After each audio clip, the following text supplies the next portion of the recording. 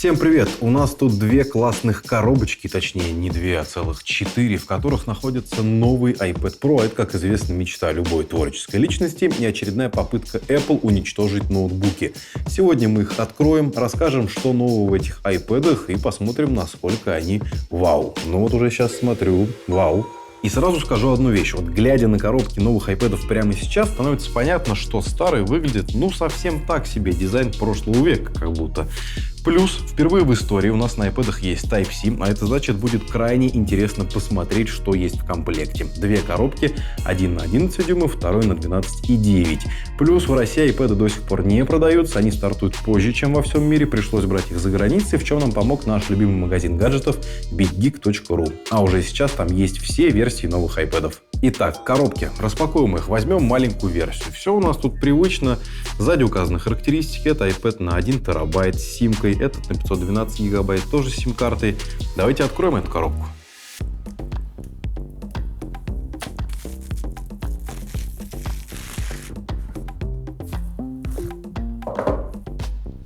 Вот он наш iPad. Ух, какой он тонкий и классный.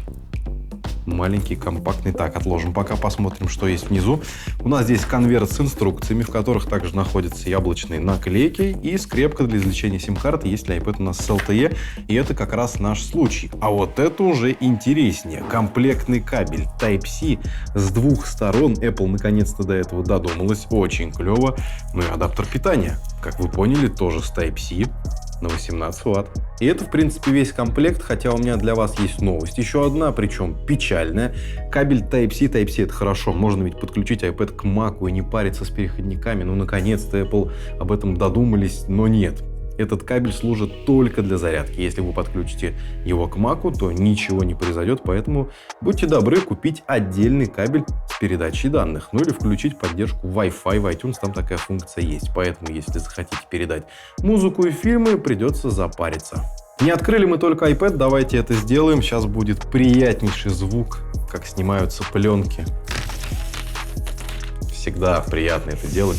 Кстати, этот iPad у нас серебристого цвета, второй Space Gray, на него сейчас тоже посмотрим. Но у нас остался Apple Pencil и клавиатуру, давайте посмотрим теперь на них. Давайте начнем с карандаша, откроем его прямо сейчас. Чувство такое же приятное, как когда открываешь новый iPad или iPhone. Так, а как он у нас тут?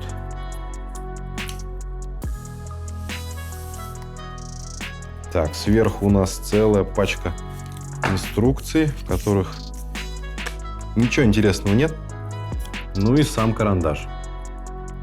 Тоже в обертке, все как положено.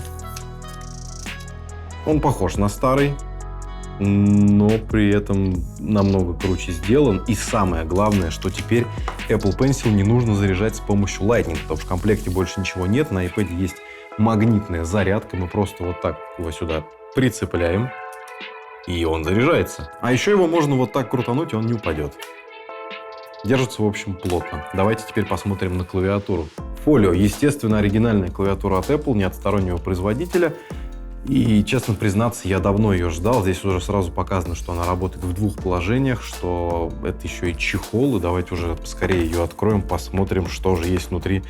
Может быть, что-то интересное помимо клавиатуры. Так, пленочки.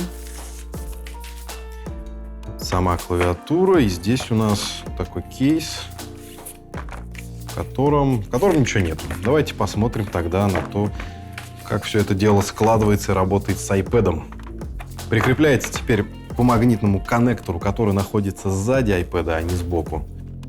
Вставляем. Так выглядит как чехол. Очень круто, ничего дополнительного покупать не надо. Ну и, собственно, работа в двух режимах. Можно поставить вот так, а можно поставить вот так. Тактильно ничем не отличается от предыдущего поколения, но если раньше был какой-то выродок вот со всеми этими сложениями, то сейчас это практически идеальная клавиатура, которая еще и послужит чехлом для вашего iPad и защитит его от падений, ударов и так далее. Давайте вернемся к планшетам. Небольшая ремарка. Вот так можно носить чехол Apple Pencil. Удобно, ничего никуда не отпадает и, в принципе, похоже на то, что сделали Microsoft с их Surface. Не хватает, правда, гениальной подставки, которую в Redmond придумали. Но для Apple уже сейчас очень неплохо. В продаже есть два цвета. Вот так выглядит серебристый. Очень симпатичный, вообще похож на первый iPad, угловатый, классный. Ну а вот так выглядит цвет Space Gray, и здесь что кому больше нравится. Ну а теперь нужно сравнить новый iPad с iPad 10.5 и почувствовать разницу. Ну вы сами видите, что было и что стало. И самое главное, чем iPad так хорош? Естественно, минимальными рамками вокруг экрана и отсутствием кнопки Home. Кстати, экран включается по нажатию, как на iPhone. А еще здесь есть Face ID, который работает в двух положениях, и вертикально, и горизонтально. В iPhone такого нет. Ну и в целом я уже сейчас в восторге. Что у нас есть на iPad? Сверху находится камера большая, выпирает очень сильно. Под ней микрофон, вспышка. Сверху и снизу антенны, которые очень аккуратно сделаны и симпатично выглядят. Естественно, есть яблочко, смарт-коннектор, кнопки все на своем месте, громкость, питание, все как обычно. Сверху и снизу есть динамики, 4 штуки, звук стерео. Apple очень хвалили его на презентации. И, честно говоря, зря. Я уже послушал и сравнил версию 12.9 старую и новую, и старая звучит громче, новая звучит чуть объемнее, но не могу сказать, что это хорошая новость. Дальше. Наконец-то Type-C. Можно подключать сюда мониторы, камеры, все, что захочется. Об этом мы поговорим в подробном обзоре. Ну и последнее. Отсюда исчез джек 3.5. Это печально, потому что многие музыканты подключали инструменты по нему. Печально, но не смертельно. Продается переходник Type-C мини-джек, поэтому жить как-то можно. Толщина. Она уменьшилась. Если сравнить новый iPad с iPad 10.5, конечно, сразу не скажешь, потому что здесь он угловатый, здесь углы скошены, но в целом было 6,1 мм, стало 5,9, плюс обе версии стали легче, чем предыдущие. Ну а теперь поговорим про дисплей. Во-первых, посмотрите, как фантастически это выглядит. Ну правда ведь. Теперь он называется Liquid Retina, как в iPhone 10R, матрица IPS. Соотношение сторон прежнее, а точек на дюйм 264. Плюс есть True Tone, есть технология ProMotion, которая удваивает частоту кадров с 60 до 120. А это и глазу приятно, и карандашом пользоваться удобнее. Кстати, зацените, как Apple Pencil подключается к iPad. По-моему, это выглядит также фантастически. Но при этом новый iPad не поддерживает старое поколение Apple Pencil, поэтому придется прикупить новое. А стоит вот этот карандашик 10 790 рублей. Клавиатура тоже продается отдельно, стоит 15 и 16,5 тысяч для маленькой и большой версии соответственно. Но ее тоже не нужно заряжать, вы просто подключаете ее по магнитному коннектору, вставляете, и все замечательно работает. Соглашусь, что это супер удобно. Дальше. В новом iPad Pro используется Apple A12X Bionic, самый мощный процессор, который Apple когда-либо делали. Они на презентации сравнили его с Xbox One S, и при этом он на 94% меньше. Вот такая шутеха была.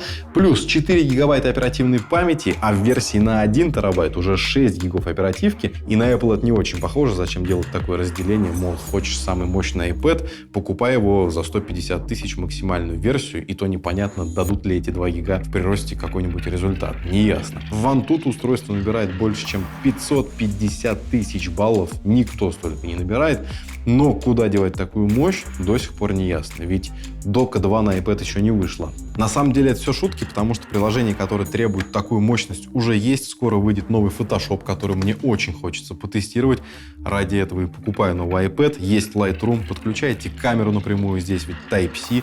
И крутите фоточки. Ну и, конечно, всякие кады тоже присутствуют, поэтому для профессиональной работы устройство однозначно нужное. Работа. От одного заряда обещается до 10 часов работы, естественно, беспрерывной. В любом случае, если не особо активно пользоваться, хватит на 2-3 дня, как это и было с прошлыми iPad'ами. И отличная новость для владельцев новых MacBook'ов, неважно, 12 Air, Прошки, вы можете использовать комплектный зарядник, чтобы заряжать iPad. А это значит, что с собой можно взять всего один. Лично для меня это очень удобно, в том числе по этой причине хочу себе это устройство. Камера на 12 мегапикселей, к сожалению, лишилась оптической стабилизации. Теперь состоит из 5 линз, умеет снимать видео 4К с частотой кадров 30 или 60. Что касается фронтальной камеры, она такая же, как в iPhone 10, поддержка мемодзи, анимодзи и так далее. Плюс есть портретный режим, но только для фронтальной камеры. Что еще? Bluetooth обновили до 5-й версии, количество поддерживаемых бендов увеличилось до 29. Есть физическая сим-карта формата Nano, есть eSIM в тех странах, где это поддерживается. Что с продажами и ценами? В России iPad появится чуть позже, чем в США, Европе и некоторых других странах. Цены, конечно, большие. Маленький стоит от 66 до 138 тысяч, большой от 82 до 154, плюс не забываем, что Apple Pencil и клавиатуру придется покупать отдельно. Итого, если мы берем максимальную версию 11-дюймового iPad с клавиатурой и карандашом, это обходится вам в 163 тысячи с копейками. Большая в 182 тысячи. И сказать, что это дорого, ничего не сказать. Даже западные журналисты отметили то, что устройство, которое не способно заменить ноутбук, столько стоить не может. И у меня такое же мнение. Но не могу не отметить, что это произведение искусства и что такое устройство хочется иметь. Apple опять утерли всем нос и показали, как нужно делать планшеты. Но вот стоит ли его покупать или менять старый на новый, узнаем уже в полном обзоре, взвесив все за и против. Так что не забудьте подписаться. А еще не забудьте нажать на колокольчик, насыпать комментов, написать, как вам iPad. Я напоминаю, что в Big Geek все это есть, купить можно, а по промокоду Розеткид будет небольшая скидка. Так что все идем в Big Geek.